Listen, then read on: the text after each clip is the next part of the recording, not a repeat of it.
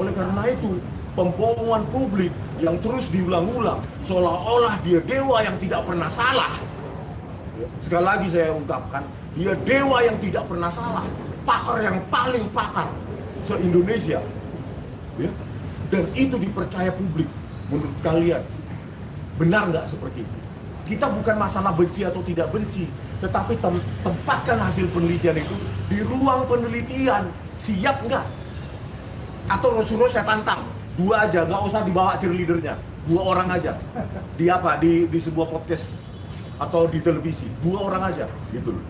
Ya biar jangan ngelantur, tapi kan mungkin itu udah waktu agak genting ya kan. Nanti ada tim sorak ya. Jadi udah dan saya sudah mengisi ya, BAP saksi mahkota terhadap Rosrio dan Putih Pak. Oke. Ya. Bang, pihak sebelah tadi mengatakan alasan abang mau SP3 ini karena takut kasus ijazah Jepang dibahas. Itu kan masih laporan. Ada itu masih Bentar, laporan. Bang, bentar. Masih Jawab dulu, lap- Bang, sabar. Ya. Ya, boleh Bang. Iya masih laporan. Rosrio ini kan selalu yo kalau sudah begini sudah kematian. Punya bukti apa sih dia? Sekarang urusin kasusmu, jangan hindari 99,9% itu klaim yang sudah mungkin berapa ribu kali diulang-ulang di televisi dan di coba bayar. Pernah nggak wartawan menanyakan itu apa sih klaim 99,9% palsu itu? Itu kan numerik. Tahu nggak arti numerik? Itu keluaran dari metode, bukan kualitatif loh. 99,9% itu loh. Kalau kalian baca buku saya di buku JWP, nggak ada 99,9% palsu. Ya? Ada 80-an, ada 90-an, ada 70-an. Begitulah numerik yang bisa dipertanggungjawabkan. Banyak pertanyaan ke saya, Mas, kenapa tidak dijawab soal Rismond? Ya. Soal RJ dan juga SP3, saya mengikuti apa yang menjadi jawaban atau apa yang statement dari para lawyer karena mereka yang ahli hukum. Saya merasa tidak perlu menanggapi Rismond Sianipar. Jadi nggak perlu saya tanggapi. Makanya saya tulis di sini. Ya, dan ada itu pada channel saya, Roy Suryo Official, ya, gitu. Sekaligus, iya. Karena saya tidak perlu menanggapi zombie. Sekali lagi, kenapa saya mengatakan zombie, ya? Nah, karena apa? Karena Rismond itu, ya, menurut surat yang dibuat oleh keluarganya, keluarga terdekatnya, dia sudah meninggal dunia. Kenapa dia sudah meninggal dunia? Karena dia memalsukan yang namanya surat kematian. Jadi dia pernah membuat surat kematian untuk hal yang sangat jahat. Yaitu adalah untuk supaya dia tidak membayar beasiswanya di Yamaguchi, Jepang. Biaya dari Nobuko apa gitu. Sekitar 500 juta. Dia tidak mau bayar karena dia tidak lulus S3-nya. Jadi dia bukan dokter. Dia tidak lulus, tapi caranya justru karena dia tidak bayar, dia kirim surat kematian. Dan itu yang nulis adalah orang terdekatnya. Jadi makanya itu yang membuat salah satu si Omon itu galau dan kemudian memutar, merotasi otaknya, mentranslasi otaknya, ya, kemudian menjadi seperti sekarang. Dan saya juga kaget, ya, karena apa? Karena makanya saya bilang ya ini, saya juga bilang kan gitu, ngakak begini gaya Roy Suryo jawab Rismond, tak usah layani zombie. Jadi apa? Zombie nggak usah dijawab. Dan memang saya juga, nah ini. Kan juga ada gambar ini, ya. Rismond endgame. Wah. Ya udah, jadi memang bukan Gibran yang endgame. Dia yang endgame. Ya, jadi hidupnya game dia. Ya, endgame. Tanggapan saya ya, sebetulnya itu berita gembira bagi siapa sih gitu kan ya. Itu kan yang penting ya. Jadi pemberitahuan SP3 penetapan SP3 kepada Rismond itu bikin bahagia siapa, itu yang paling penting loh ya. Karena kan sejak awal ya, ini sudah hampir ulang tahun ya, tanggal 30 April 2025 sudah hampir ulang tahun pertama. Orang yang paling khawatir tentu saja dengan perkara ini bukan kami, bukan saya ya. Ini dalam hal ini adalah saya ya, Dr. Tifa. Kan bukan saya yang khawatir. Apabila kemudian semua materi ataupun kebenaran yang sudah kami ungkapkan dalam 1 tahun ini kemudian diketahui oleh khalayak, pasti ada pihak yang paling khawatir. Siapa sih pihak yang paling khawatir? ya tentu saja Pak Joko Widodo gitu ya. Jadi tanggapan saya adalah bahwa sepertinya Pak Joko Widodo ini membuat sebuah strategi di mana dia mengharapkan atau dengan segala macam termasuk yang sampai ke saya juga ya, bujukan-bujukan untuk RJ dan sebagainya yang sudah disampaikan oleh para termul beberapa waktu yang lalu secara gencar pada saya dan secara tegas saya tolak ya. Dan itu adalah strategi dari Pak Joko Widodo untuk agar seluruh tersangka itu mengajukan RJ dan kemudian akan diberi SP3. Seperti juga yang masyarakat ketahui ya bahwa ada tiga pihak yang melakukan jalur itu ya, jalur pengampunan itu kan gitu ya, yaitu Egy Sujana kemudian Damai Hari Lubis ya mengajukan pengampunan dan kemudian disusul dengan Rismon gitu kan, seperti itu. Nah, mestinya dalam beberapa kurun waktu kemarin itu Pak Joko Widodo ingin semuanya gitu ya. Ya saya, ya Mas Roy Suryo, ya Bu Kurnia, ada Pak Rizal dan Bang Rustam Effendi mestinya gitu ya. Jadi artinya saya bisa membaca begini. SP3 Rismon itu dijadikan sebagai sebuah gimmick gitu ya, atau sebuah offering ya kepada para tersangka ini agar mereka mau atau termasuk saya itu mau untuk mengajukan RJ, sowan ke Solo ya, kemudian mengajukan SP3 dan sebagainya gitu ya, seperti itu ya.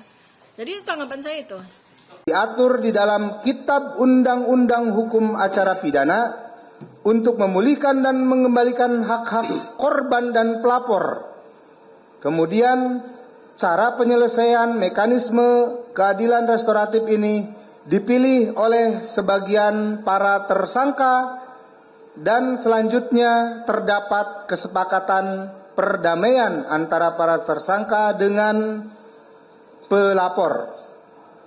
Dalam hal ini, Polri hanya sebagai fasilitator, sebagai penegak hukum yang menjalankan dan menegakkan hukum untuk memastikan bahwa proses penegakan hukum sesuai dengan undang-undang yang ada, sehingga untuk memberikan kepastian hukum terhadap masyarakat yang memilih mekanisme restoratif justice atau mekanisme keadilan restoratif sebagaimana diatur dalam undang-undang, maka selanjutnya Polri dalam hal ini Direktorat Reserse Kriminal Umum Polda Metro Jaya telah menerbitkan surat perintah penghentian penyidikan atas permasalahan sebagaimana telah terjadi restoratif justice antara sebagian daripada para tersangka dengan pelapor. Terhadap tersangka yang menempuh cara pembuktian dalam persidangan di pengadilan sehingga proses hukumnya tetap berlanjut.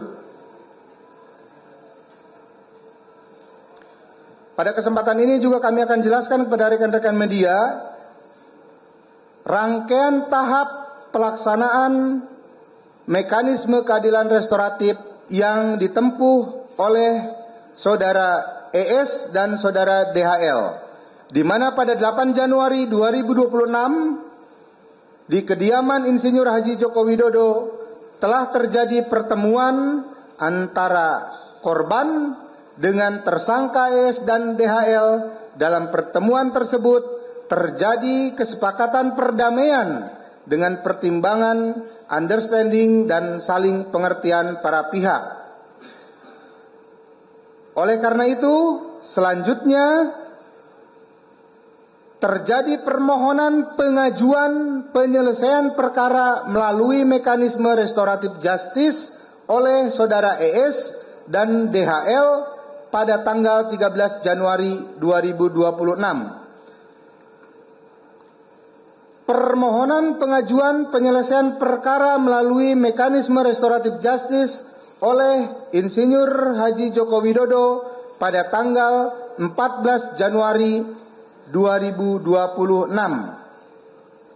Permohonan pengajuan penyelesaian perkara melalui mekanisme restoratif justice oleh saudara Andi Kurniawan tanggal 13 Januari 2026. Permohonan pengajuan penyelesaian perkara melalui mekanisme restoratif justice oleh saudara Lecumanan pada tanggal 13 Januari 2026. dan permohonan pengajuan penyelesaian perkara melalui mekanisme restoratif justice pada tanggal 13 Januari 2026 oleh Saudara Maret Samuel Sweken.